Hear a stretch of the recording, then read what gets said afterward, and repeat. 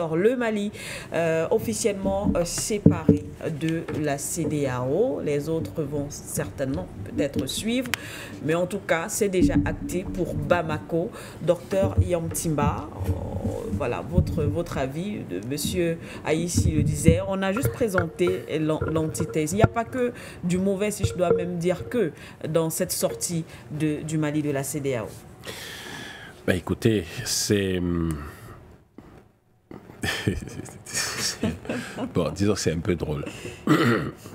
Parce que quand vous écoutez M. Touré parler, l'impression que vous avez, c'est que c'est des pays très développés. 500 millions de dollars à gauche, 321 millions de dollars. Il y a quand même de grands pays au sein de la CEDEAO. Vous croyez vraiment?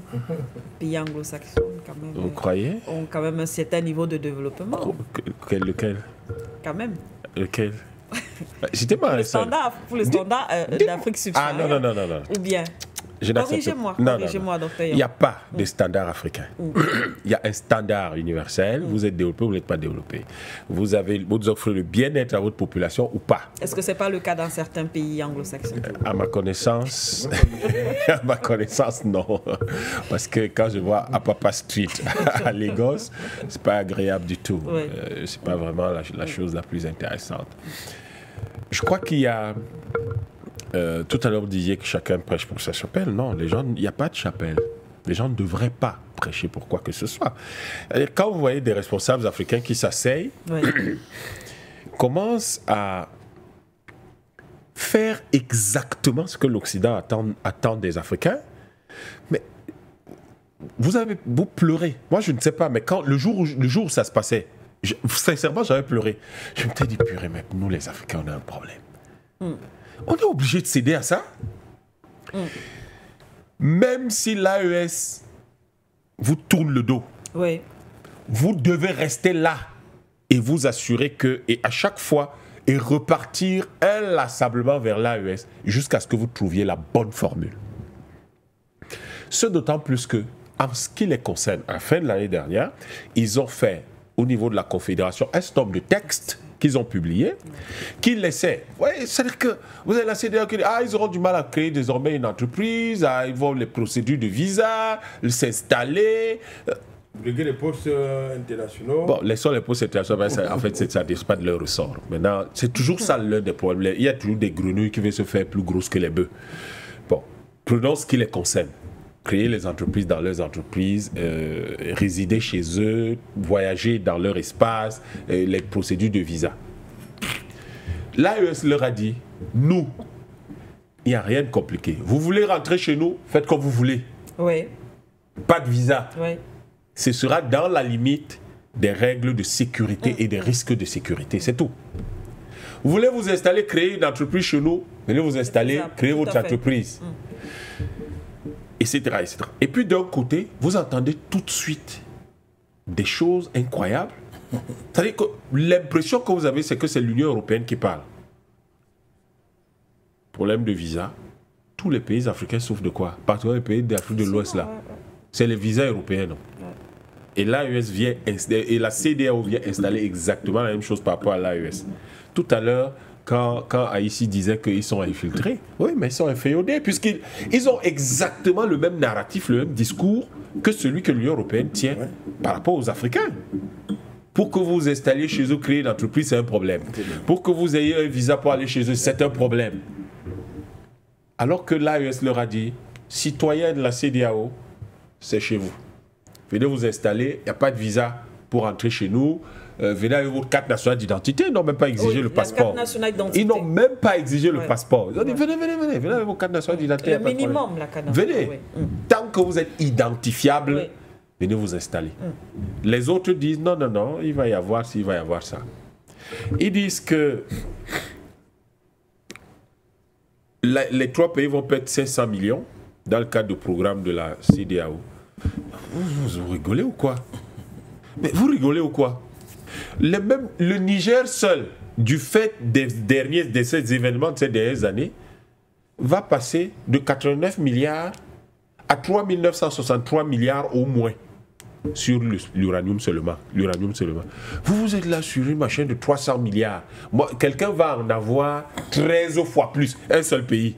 Vous leur parlez du pétrole du côté Niger.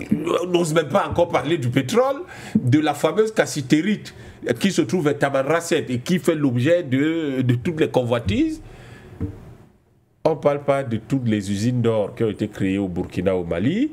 On ne parle pas de la mine de lithium dont l'exploitation a commencé entre le Mali et la Chine. Vous nous parlez de 300 milliards de francs CFA, de 500 millions de dollars, alors que les gens sont en train de discuter des choses en milliards de dollars. Vous venez leur dire que voilà, ils vont perdre quelques centaines de millions de dollars. Enfin, soit vous n'avez pas le sens des proportions, soit vous avez un esprit de pauvre. En fait, vous n'avez aucune ambition. Et ce manque d'ambition des Africains est la chose qui fait qu'on se laisse piétiner par tout le monde. Est-ce que les pays de l'AES ont ce genre de problème? Vous engagez et maintenant vous dites, oui, bon, mais ils vont perdre.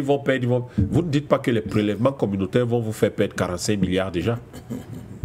45 milliards qu'ils perdent du fait du retrait de l'AES là, que la CEDEAO va perdre. Ça, ils n'en parlent pas.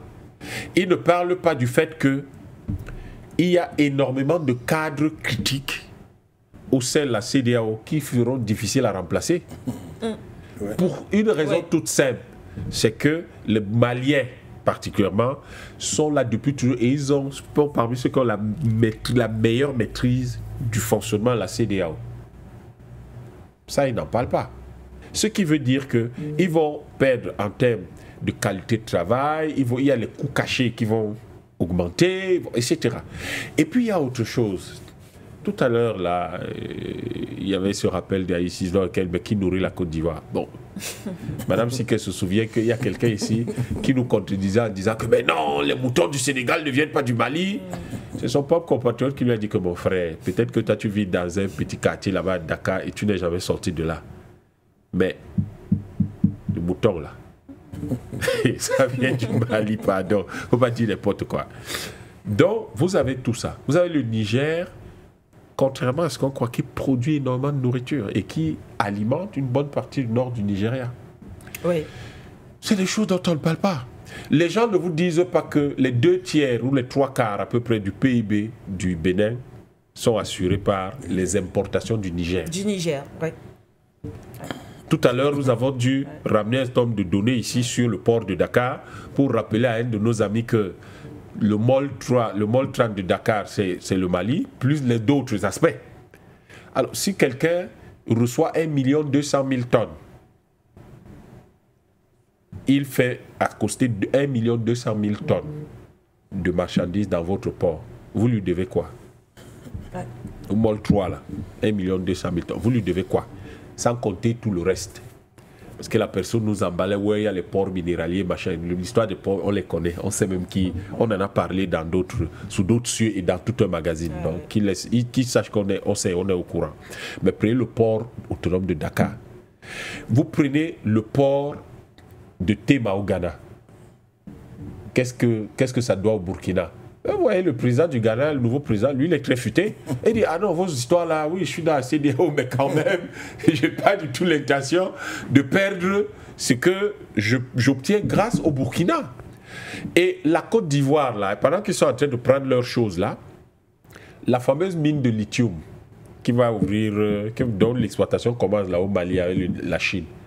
Mais le port, le directeur général du port d'Abidjan, mais il vient d'achever une réunion stratégique avec une délégation malienne pour exporter ce lithium par ce port-là.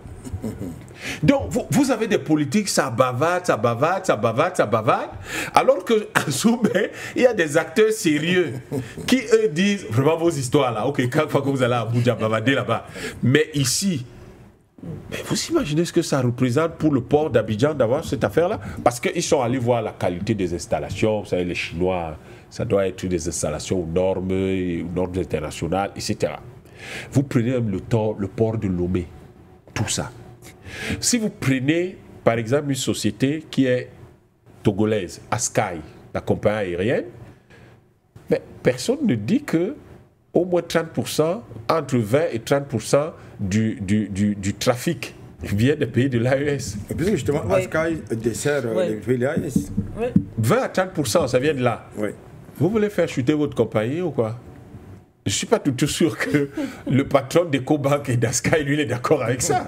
C'est sûr qu'il est en train de leur dire arrêtez vos histoires, parce que là, si vous touchez à mon affaire, ça va être sérieux, parce qu'il dit oui, il va y avoir 130 emplois, ou je ne sais pas, 1300 emplois, ou quelque chose comme ça, je ne sais pas trop exactement quel est le nombre exact.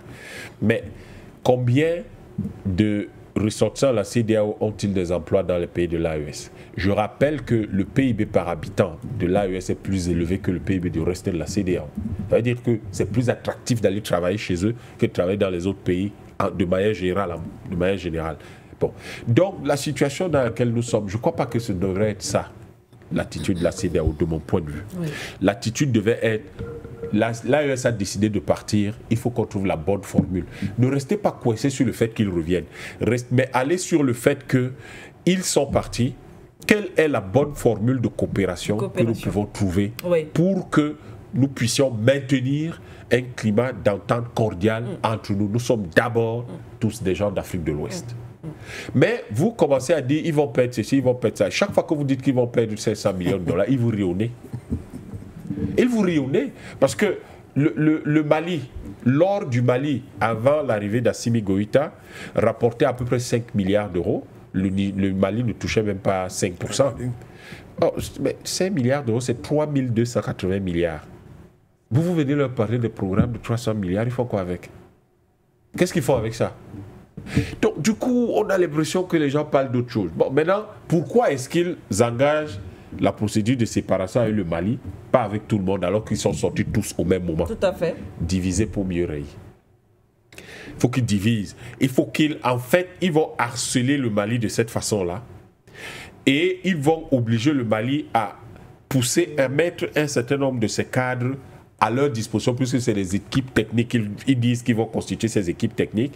En réalité, ils vont occuper l'État du Mali à quelque chose qui ne lui rapporte rien. Et du coup, ça risque de provoquer l'indisponibilité du Mali sur un certain nombre de programmes de l'AES. Voilà les objectifs qu'ils poursuivent. En fait, ils ne sont jamais sur on va coller la paix à l'AES. Ils sont sur on va les détruire sous une forme, d'une manière ou d'une autre. Il faut que là, on puisse commencer par prendre le Mali. Ça va permettre d'absorber une bonne partie de leur cadre en matière financière, en matière de diplomatie, en matière de sécurité, en matière de ci et de ça. Et en les prenant, ils n'ont plus la même capacité de projection dans l'AES. Et dès qu'on aura fini avec le Mali, on le fait avec un autre pays. Donc on va les fatiguer, la stratégie du chaos, tout simplement. C'est regrettable que des Africains soient aussi mesquins avec d'autres Africains, mais ce n'est pas grave, ce n'est qu'une question de génération et ce n'est qu'une question de dirigeants actuels. Parce que les Mahama, il y en aura qui vont arriver et qui vont dire « nous ne sommes pas d'accord avec ça ». Il va y avoir des gens courageux qui vont mettre à nu, qui vont montrer au monde qu'eux, ils sont en bon terme avec l'AES. Et je crois que grâce à ça, on va trouver une bonne formule qui permettra que l'Afrique de l'Ouest retrouve son harmonie. Parce que c'est ça qui est important. Les Occidentaux ont beau jeu d'acclamer ce genre de choses parce que ça divise l'Afrique, parce que ça empêche l'Afrique de construire sa puissance. Sauf que le monsieur, il a beau jeu de dire « ouais, nous avons plus de 400 millions d'habitants ».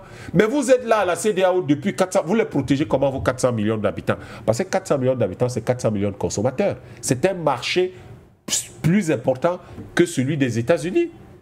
Et donc, au lieu de penser à créer les États-Unis d'Afrique de l'Ouest sur 5,5 millions de kilomètres carrés, 400 millions d'habitants, 450 millions d'habitants à peu près, 450 millions de consommateurs, vous êtes là à vouloir acter la division de votre sous-région, pendant que les panafricanistes se battent pour qu'on arrive à unir toute l'Afrique. Oui. Pendant que, j'ai l'impression qu'il doit être d'origine ghanéenne, le monsieur, pendant que Kwame Nkrumah, en tout cas qu'il soit ghanéen ou pas, mais pendant que Kwame Nkrumah, qui est quelqu'un de l'Afrique de l'Ouest, disait l'Afrique doit s'unir. Mais l'Afrique va s'unir avec des gens qui sont en train de travailler pour sa désunion, pour sa séparation, pour sa fragmentation. Donc je crois que c'est ce qu'ils cherchent, mais je crois que l'AES est désormais assez stable, assez solide pour aller de l'avant. Merci à vous.